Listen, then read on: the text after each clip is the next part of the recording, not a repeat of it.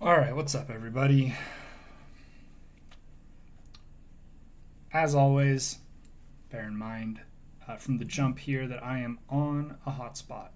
So my connection kind of comes and goes with the strength. So just don't expect it to be perfectly smooth all the time, because it will not be. I will be getting Wi-Fi hopefully pretty soon, actually. Um,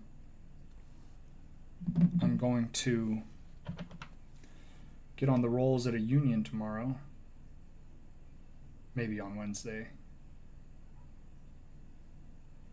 and I'm hoping that will allow me to start generating some income. And when I do have the ability to spend money on things other than, food and shelter, I will. And then the streaming may actually be less frequent, less regular, but it will be higher quality. That's the goal, anyway. We'll start off by addressing a little bit of current events. Obviously, the last time I streamed was a eventful day. And in the time since then, many people have said many, many stupid things, which is their right under the law, but it is very irritating. A lot of people, I've noticed, do not have a good understanding of what the right in this country, the right wing, a lot of people don't understand what they're actually about. And as a result, people try to respond to them in good faith. And they're not operating in good faith. It's all about power. I was raised in the movement. I very much grew up with the possibility of being a Charlie Kirk style person, although I went to college because, I'm not a fucking moron. Obviously, I don't think that you have to be somebody who goes to college. I don't think that you're dumb if you don't go to college. Charlie Kirk went for a semester and dropped out, and then spent his career trying to convince people not to go to college. And here is why. All right? Here is why conservatives don't want people to go to college. Because if you go to college, you might learn to think for yourself and not just parrot the style of thinking that you were raised on. Right? If you go to it's not so much that college is going to radicalize you, right? I went to a Christian college. When I got out of college, I was not a radical. I was still a Christian, and I was still a pretty conservative person. But the problem with college is it teaches you how to think. It's not so much about getting a good job. I mean, it is, right? Obviously, having a diploma, having a degree can be valuable in your job search. But really what the value is learning how to think, right? Expanding your horizons. Conservative people do not want you to expand your horizons. They do not want you to get outside knowledge that might contradict with the stuff they have been saying. Because I grew up hearing all the bad stuff about communism, all the bad stuff about socialism, right? Capitalism is the only good way of government, and it's the only thing that's ever worked. Communism never works. And then you start learning about the countries where communism has been attempted, or socialism, right, as the case may be. And you start finding out, well, sure seems like there's a surprising amount of foreign interference in these countries that are trying to change the way they do things. And it's interesting how often it seems to be coming from places like the US, who are worried that the cost of doing business is about to go up. And at the end of the day, I don't want to be too reductive because I don't think that that's necessarily very helpful. But at the end of the day, so much of US foreign policy is just built on you have to give us stuff at a cheap price. We're not going to pay you more. And when countries have tried to do stuff, like, here's a good example, all right, a recent example. This is not back in the 70s with the CIA. This is recent. This is in the last decade. They had elections in, I think it was Bolivia. It's either Bolivia or Ecuador. And I apologize because I should know, right? I should remember this. I know it's Evo Morales. Bolivia. All right. So, I don't know why it's saying he's the former president of Bolivia. Did he get... He became president again. I guess they put in somebody else. Evo Morales was trying to institute a nationalization of, I believe it was lithium, is what they were trying to nationalize. I think that was their national resource, right? And if you nationalize it, then foreign interests don't have a foothold anymore, right? Foreign governments are not able to direct investments.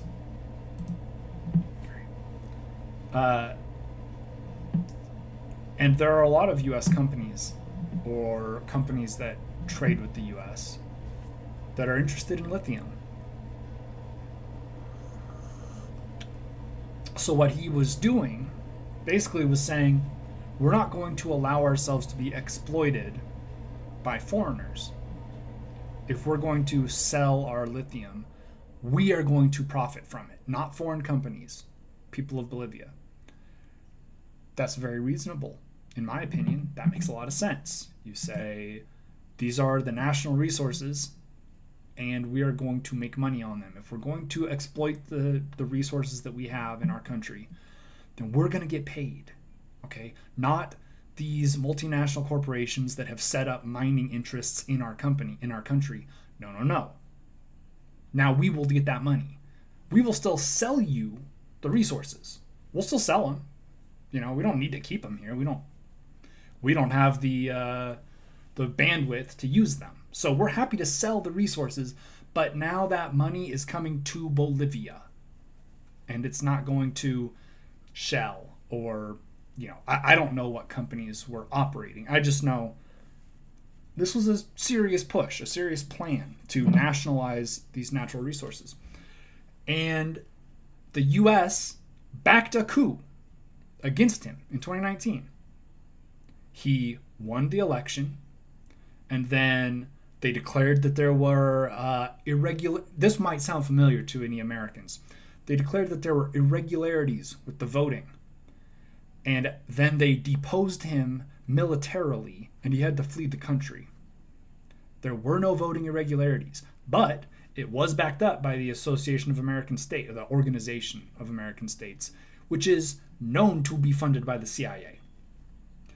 So American-backed interests were signing off on saying that this election was fraudulent in 2019. Now, 2020 was not that much later. I'm not, just to connect the dots a little bit. Let's remember that 2020 saw a very similar playbook get run in the United States. But it didn't quite work. Anyway, when you start learning about these things, you start asking questions. You start thinking, boy, if my country really did sign off on this, really did do this, really did fund this, maybe what I've been hearing all my life is somewhat not true. Maybe not all of it's not true, but seems like maybe some of it has been misrepresented to me. And conservatives can't have that. You can't. You cannot question the system. You can't question the direction things are going. And it's weak. Okay, it's weak. It's cowardly shit, because you should be willing to be questioned. Right? If you are firm, you know what you believe, you know what's right, you know what's wrong, you should be willing to be questioned. And that is not the case on the right. There is not a love of questioning. Now, they say there is, right? There are some things that you're allowed to question, but not conservative principles. Because, look, they come from the Bible, right? And you can't question the Bible. You might, if you started thinking that the Bible wasn't real, anarchy in the streets. Anyway, that's why they don't want you to go to college, right? It's not because they care about student debt. It's not because they care about people getting degrees that they don't use. It's because they don't want you to go and find out that some of the stuff you have been told your whole life might not be true, or might not be the best / only way to do things. Again, I'm not saying you go and become a flaming radical anarchist who is, putting up flyers and stuff. Just starting to question whether maybe fossil fuels aren't the best way forward, right? Or maybe climate change is a problem, right? And because that's not what you hear. That's not what you hear. That's not what I heard growing up. I heard that it was a hoax, right? They're making it up. My parents still believe that. I am quite confident. That's just like standard stuff, right? That's like you might become a Democrat, not like you might become a radical. But that's why. That is why. They don't want you to go to college, because they don't want you to think for yourself. And here is a trick, right? Here is a trick. The trick is, tell people that you want them to think for themselves, but tell them that the questioning that they've been doing is a trick, right? I want you to think for yourself. Now, you might hear these, they sound good, these liberals, right? They sound like they care, but I want you to think for yourself. I want you to think, does this really make sense? Right? Who's going to pay for it? I want you to think for yourself. And by that, I mean, I want you to think like me. Right? Now, I, myself, speaking personally now, I do want people to think for themselves. I think that if people investigate the evidence that exists, they are more likely to agree with me than to disagree with me, because I think there's a lot of evidence that backs up the sorts of things I believe and say. And in fairness, they also think that. Right? But the most important thing is that you look at things honestly, open-minded. You say, I don't know what to believe. I'm going to go look. I'm going to go figure it out. And that is not to benefit conservatives, right? Generally, some people will come away thinking, yeah, man, it's all about fucking the Chicago school. Who was that guy? Can't remember his name. Not Keynes. Friedman. It's all about Friedman. There will be people who come away like believing that. But mostly, you will start to go, boy, there's a lot of people suffering. And boy, there's a lot of rich people in America. And it sure, like maybe by taxing those people. And that is anathema. Because those rich people are the ones who are funding all of the conservative movements. Because it benefits them, right? It benefits them. If I pay people a little bit to say, whatever we do, we can't tax the wealthy, it's worth it in order to keep my assets from being taxed, right? If I pay, look, let's make it really simple. If I know there's a decision coming down that might cost me $1,000, okay? $1,000. But I know that if I give somebody $50, I can keep that decision from happening. I'm willing to pay $50 to save myself $950, right? Does that track? I don't think it's complicated. And this is the world we live in. All right, I'm gonna check my nails here. See, I'm not quite ready for a second coat. We're gonna watch a little bit more of this video that I have mostly not had to do much writing for.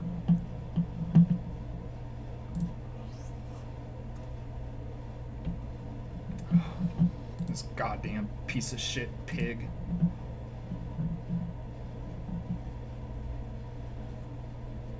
To 1922. Are you Germans listening to me? This is just about where we were. Cardinal Menzinti of Hungary. He quoted in B'nai B'rith Method. Really? Okay, I'm just gonna say, I personally am shocked that somebody in 1949 might have been anti-Semitic. Messenger, January 28, 1949. Quote, "The troublemakers in Hungary are the Jews. They demoralize our country, and they are the leaders of..." Also, as with everything, as with virtually every quote he has ever given, I don't know if this is a real quote. It might be a real quote, right? There are certainly people who are anti-Semitic, but it might also just be a made-up quote in order to justify his nonsense, right? Like, that's often the case, that the quotes are not real. So I'm just throwing that out there. "The revolutionary gang that is torturing Hungary," unquote. And then we have Mrs. Claire Sheridan, who was a... And who cares about her? Some lady who is an anti-Semite in 1923. Like, okay, who cares? Some random person who I guess was a traveler blames problems on Jews.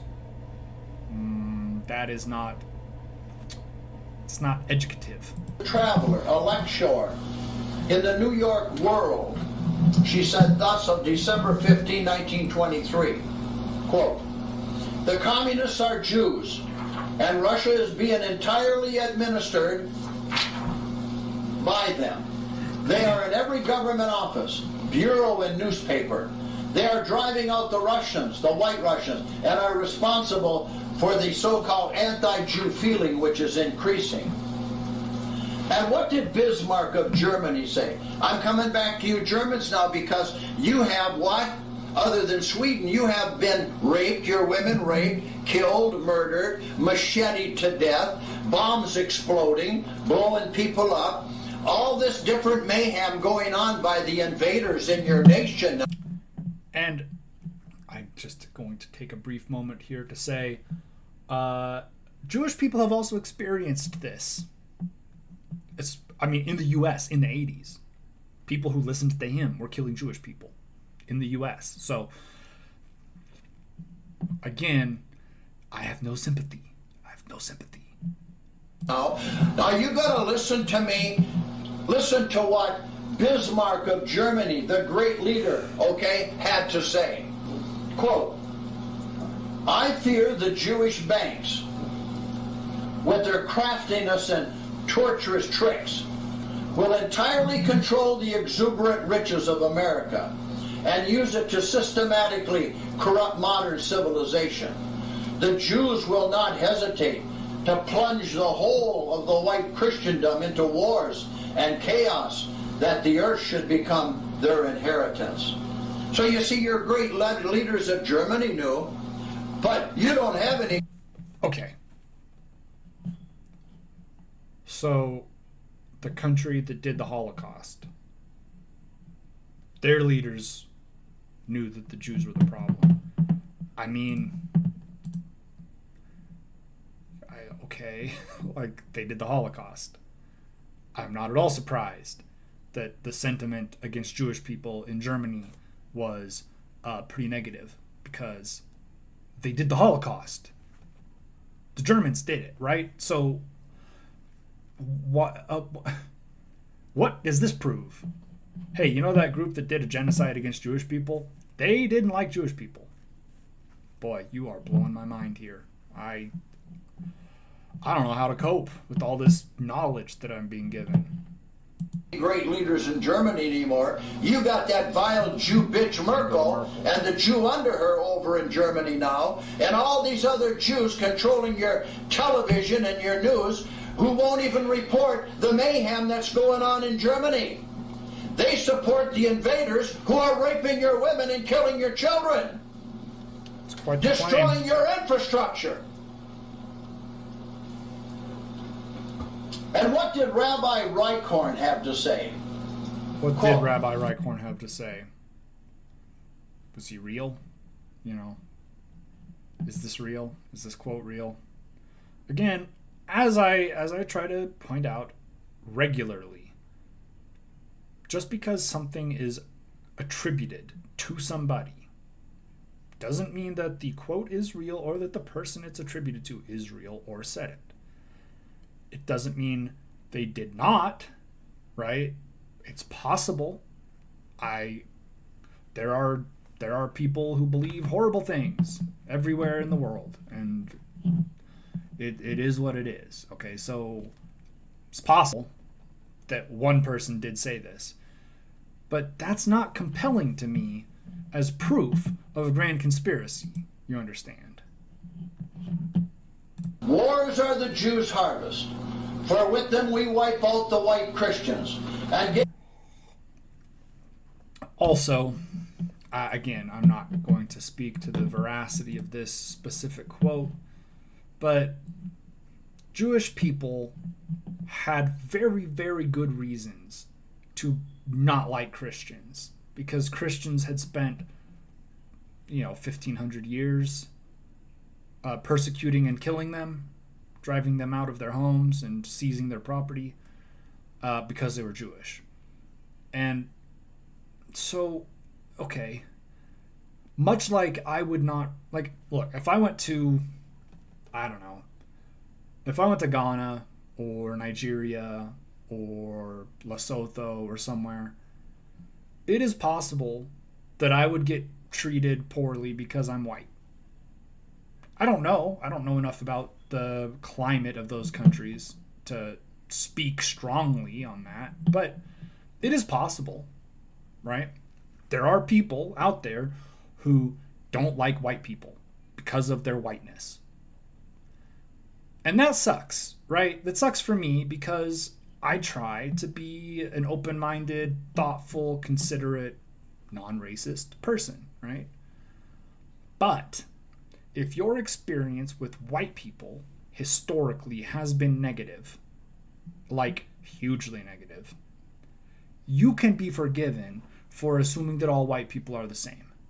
Okay? Now, they're not, but you specifically, your people group, your family, your tribal group, whatever, you have been targeted and molested by white people. And if that has happened, I could understand resenting white people, right? I would be upset to be lumped in with those people, but I do look like them, right? Not all Christians were chasing Jewish people out of their homes and beating them to death, but a lot of Christians were. It was very popular. And you might be forgiven for thinking that all Christians are trying to kill the Jews, because historically that's what has happened. If you look through the past, you can see instance after instance of Jewish quarters, Jewish families, Jewish people being accused of crimes, run out of town, killed, demonized publicly, having their belongings taken. This is history. Okay, and if you are a Jewish person and that's the history that you have experienced up until the 1850s, you have a right to think that Christians don't have your best interests at heart. Okay? All of that to say, I don't know if this quote is real. I don't know if this quote is historically attested. But I could understand why people would think anybody that's killing Christians is not that bad, because the Christians have been killing us for thousands of, like literally 1,500 years. Now that's not very kind, you know. It's not very Christian first to say that, but it is true. Jim believes that you should kill Jews because he is a Christian. Right? And again, when I was a Christian, I would have said he's not a Christian. He says he's a Christian, but he's not. But he believes this stuff. He's there every Sunday or Saturday because his theology is so fucking weird. But he gave his life to this. All right? Now, he's motivated by hate, motivated because he wanted to kill people, but he was committed to this. This was his life's project. So who am I to say he's not serious about his interpretation of Christianity? To me, that's a problem with Christianity, right? Because it allows for this kind of shit. But, not all Christians are kumbaya, love your neighbor. The Bible says they're supposed to be, but they are not. And, you got to denounce this shit. Obviously, the tensions are high because Charlie Kirk just got fucking capped. I don't feel sorry for him. The man was sowing hate and division. All right? Live by the sword, die by the sword. Live by nobody should have to register their guns, die by the gun. I don't give a shit. But an awful lot of people out there think he was a great Christian man. Just doing God's work, he just cared so much. He cared about the youth of America. Now, I have more unfounded opinions about how much he might have cared for that youth of America, considering he spent a lot of his time around high school and college age young women. And there's a problem among conservatives with being weird with kids, we'll say. I don't have any proof, I'm not making any accusations. I'm just saying, I think that what we have seen historically is conservatives who have a position of authority and respect, like Charlie Kirk had, who spend a lot of their time, trying to reach the youth and engage the youth. And we do find many instances of them also touching them kids. Okay, that's what I'm saying. Again, I'm not accusing. I'm doing what the right likes to do, which is I'm insinuating without actually accusing, so that I can deny that because I didn't accuse him. I just said I can see point A and point B, and often those two things add up to child touching. But I can't prove that he did. I'm not accusing him. I'm not saying he did. I'm just saying he probably did. And that's my right as an American. Control of their gold. We have already killed 100 million of them, and the end is not yet, unquote. He was the chief rabbi in France in 1859. In 1859, he admitted even to then that the Jews, in creating all the wars, had killed over 100 million white Europeans. Well, he said Christians. Now, I think Jim probably thinks you can't be a Christian if you're not a white European, but this quote does not say white Europeans. The quote says Christians, just for accuracy's sake. Right from the Jew's mouth. He went on to say also, we shall drive the white Christians into war by exploiting their national vanity and stupidity. They will then massacre each other, thus giving room for our own Jewish people. Rabbi Reichhorn in League Contemporarian, July 1st, 1880. There are two life forces in the world I know, Jewish and Gentile, ours and yours. I do not believe that this primal difference between Gentile and Jew is It's reconcilable. Reconcilable. Yeah, reconcilable. You and me may come to an understanding, never to a reconciliation. There will be irritation between us as long as we are intimate contact. For nature and constitution and vision divide us from all of you forever. Oh, Maurice Samuels, in his book You Gentiles, by Harcourt Brace and Company, New York, 1924, pages 19 to 23. Another quote. Okay. This is probably 19 and 23. But if you are pulling like 3 sentences from 2 different pages that are 4 pages apart, I would assume you might be doing some selective editing. You know, can't. I mean, I could probably prove this one. I'm not going to. I'm not going to bother.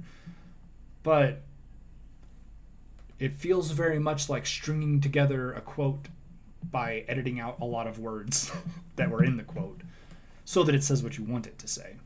Jews are more subject to diseases of the nervous system than other races and peoples among which they dwell. Hysteria and neurasthenia appear to be more frequent with the Jews. That's why they're nuts. They're totally insane. That's why they're devils.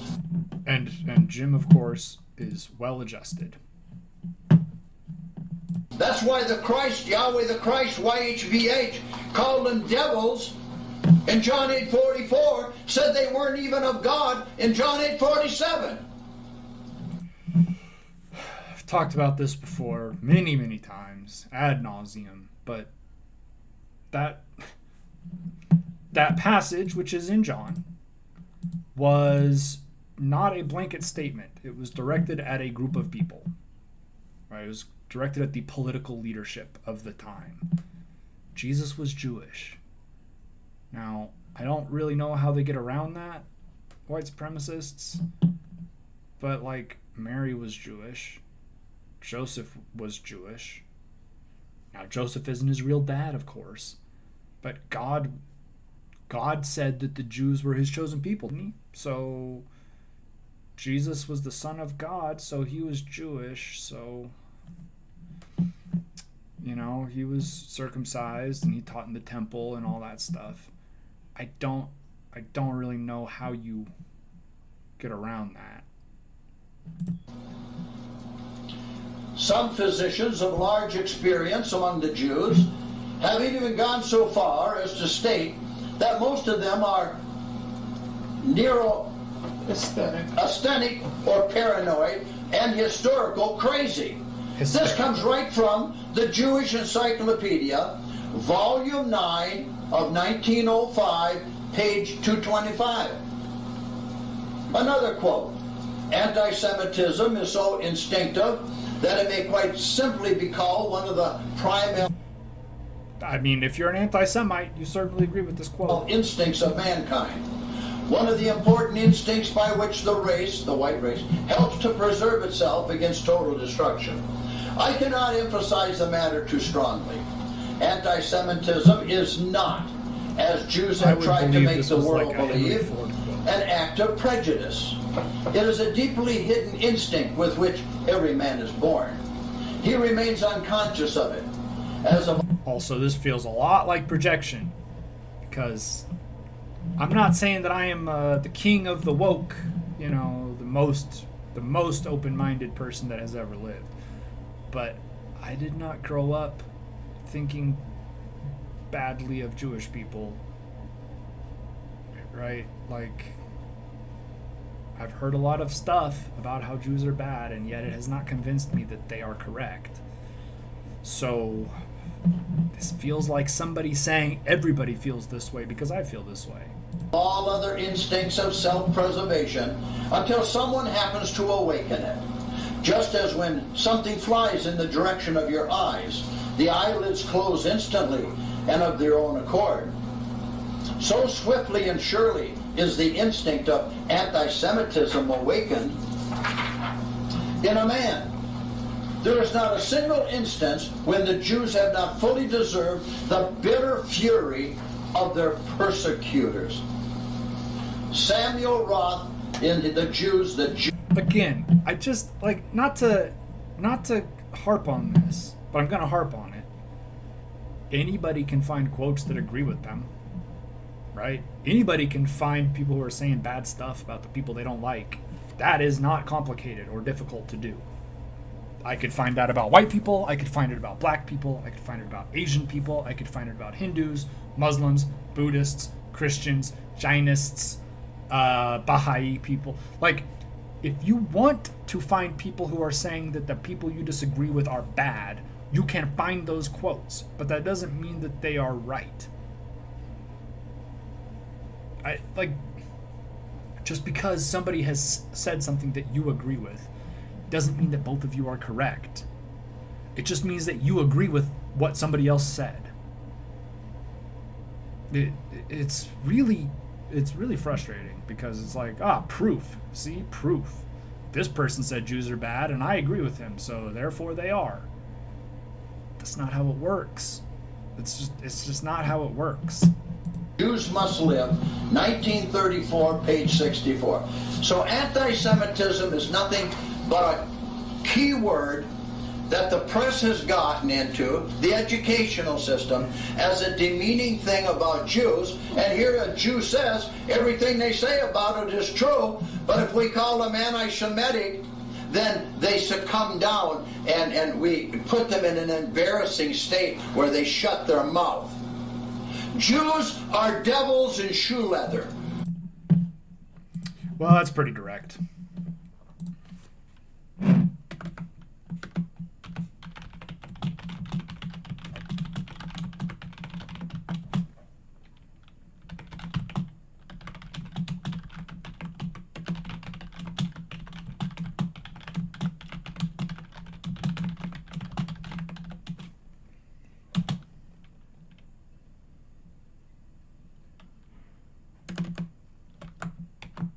They are demons in shoe leather. They are the most evil species on the surface of the earth.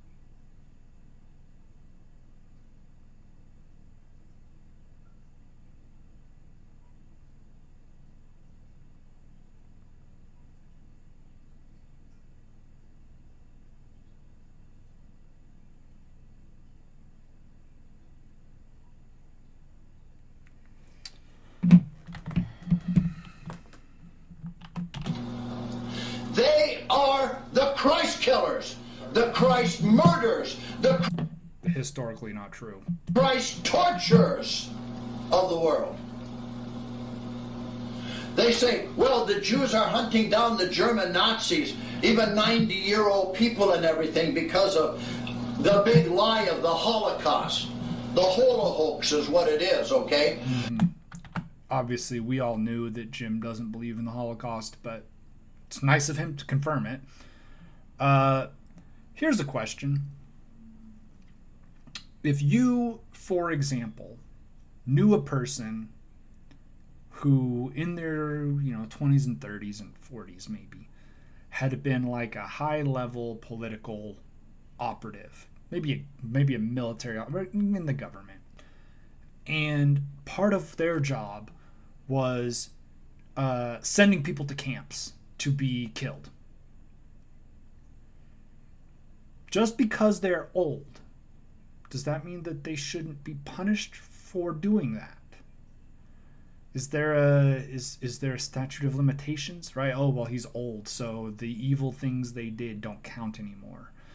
Jim, for example, this would be my question.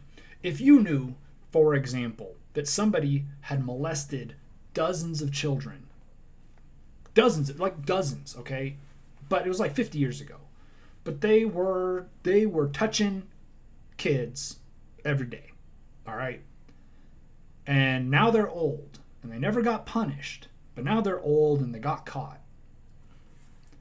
Should they be punished? Right? Should we go ahead and throw the book at them if possible because we know that they molested all these kids? Or should we say, well, that was a long time ago and he's old now, so why would we Now, interestingly enough, this is an example that is literally happening right now with Donald Trump, and the response has been, it's fine. It's fine, right? Yeah, he was friends with Jeffrey Epstein. Yeah, he flew on the plane a bunch of times. Yeah, he threw a party. Yeah, he wrote in the book. Yeah, he mentioned that Jeffrey liked young girls. And yeah, he mentioned that he used to go into the changing rooms at Miss Teen USA where you had 14 and 15-year-old girls getting naked. Yeah, he's admitted all that stuff, but come on. You really think that he's a pervert? Right, and then I scream until I die. I just scream and scream and scream. Then why not? Does not the world, the white Christian world, hunt every Jew down for the slaughter and the killing of Jesus Christ, of Jesus, Yahweh the Messiah? Because the statute of limitations on that has expired. Nobody who was responsible for Jesus being killed is still alive. The Almighty Father, the living God, Emmanuel. Every Jew should be hunted down. Because did not the Jews say, let his blood be upon us and our children forever? That's right. It wasn't the Romans who did it. Also, probably that was not a thing that was said. Attributed by anti-Semites, and I guess by the biblical author, who was not fond of Jewish people at the time. But, whatever. It wasn't the Italians. The Jews know they did it, or they would have never said that. They know that it was they who slaughtered and murdered the living God, Emmanuel, YHVH Christ. Well, here we have Mendelssohn, Rabbi Felix Mendelssohn, from the Chicago Sentinel, October 8, 1942. He said, the Second World War is being fought for the defense of the fundamentals of Judaism, unquote. Zionism is Judaism. Judaism is unthinkable without Zionism. The Harper's Encyclopedia of the United States History, Volume 10, under Zionists. And here we have, quote, we Jews, we are the destroyers and will remain the destroyers. Nothing you can do will meet our demands and needs. We will forever destroy because we want a world of our own, unquote. From the book You Gentiles by the Jewish author Maurice Samuels on page 155. Also, the Jewish banker Paul Warburg on February 17, 1950, as he testified before the entire United States Senate. He said, quote, we will have a world government, we Jews, we will have a world government whether you like it or not. The only question is whether that government will be achieved by conquest or by consent, unquote. He was before the U.S. Senate, 1950. They should have took that Jew banker Paul Warburg and they should have hung him in the U.S. Senate! Seems like that would have been pretty messy. And again, this may be a legitimate quote, I would be willing to bet it is out of context. But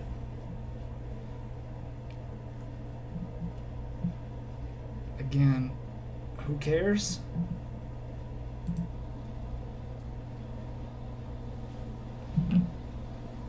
And from 1950 on, and all the wars that have been fought, they have slaughtered and killed our children. They have robbed and pillaged the United States. They have robbed and pillaged all of the white nations of the earth. That's why America's the richest country in the world, followed mostly by like England, France, Germany, the Netherlands, Belgium. You know, right. That's why Africa is dominating the global economy. You know, because the Jews have destroyed American white wealth. Sweden, Germany. Yeah, they're doing pretty well economically. Obviously, Germany had some rough years, right? Because of the whole starting world wars and doing a Holocaust and being punished for it. But like Sweden, Finland, Denmark, they've got sovereign wealth funds. You know, they're doing all right. They have some of the better economies and happier people in the world. I don't understand what his point is. The main bank of Germany, the Bundesbank, is bankrupt. Germany's bankrupt. If it hadn't been for communist China supporting them, they would have fallen right down. So communism is good. Also, the Jews run China now? Because he is very firmly of the opinion that communism is Jewish. I don't know a whole lot of Jewish Chinese people. I don't think Mao was Jewish. I don't think Xi is Jewish either. This is kind of a strange point to make. The European Union is bankrupt, created by a bunch of Jews. Like a one world government over 28 countries. Okay, but it's not a one world government, is it? You fucking moron. And you've got to adhere to the European Union Commission of the Jews, of the Jew bitch Merkel, who is the chairman of the European Union, to allow these invaders to come in and destroy you, exploit you, rob you and rape you, kill you and maim you, and steal your effort, your sweat and toil that you work for. Do you know who's stealing my effort and my sweat and toil and my blood? Fucking capitalists. It's the fucking rich people who own companies, who own venture capital funds, who are bleeding the poor of this country goddamn dry. Okay? It is not the Jews. It is moneyed interests. It's so fucking simple that it's infuriating. It's infuriating to see people miss this. And I know he does it on purpose. He also does it because he's a fucking idiot. He doesn't know shit. But certainly he would also do this on purpose if he was smart enough. This is a man with a National Enquirer level of ability to suss out bad information. Okay? He has promoted hoaxes that were admitted hoaxes by the hoaxer. So, like, he is not bright. But he's loud. You're getting the truth right here, right now, today. Fucking not. And this is a total finalization of all the presentations I've done on the white nations. If you don't get it by now, you're never going to get it. And how are you going to survive? You have got to survive physically. You have got to take these pests. You have got to... The Bible doesn't really talk a whole lot about how you need to, kill to survive. And how you must survive physically and you gotta protect yourself. The New Testament doesn't talk a lot about that. The New Testament says the end is coming. Get your shit in order. Be ready because you don't know the time or the hour or the day. And if someone abuses you, let them. If someone asks you for your cloak, give them your shirt too. If someone tells you to go a mile, go 2 miles, right? Let yourself be abused. Let yourself be persecuted. So this whole movement is based on I don't not even reading the Bible, right? Because you can't read the New Testament and come away with what you need to do is buy a bunch of guns to protect yourself. What you come away with is you should let them kill you. If they want to kill you because you're a Christian, you should let them. Because then other people will be inspired by your death. And then you get to go to heaven, right? What could be better than that? This is a very materialistic version of Christianity that is bullshit. Now, again, I am not a Christian. I do not believe in God. But you can't really read the Bible. You can't read the New Testament and come away with the idea that what Christians need to do is take up arms and protect themselves. What you come away with is Christians are supposed to allow themselves to be abused and humiliated and mocked and persecuted and taken advantage of. That is what the New Testament says. So anybody preaching other than that is lying. My laundry is done, so I think I'm going to call it and go deal with my laundry. I always hope to be able to get a little conversation going. Rarely does that work out. But I'll come back and finish this video. I've got about 20 minutes left. Come back and finish it another time.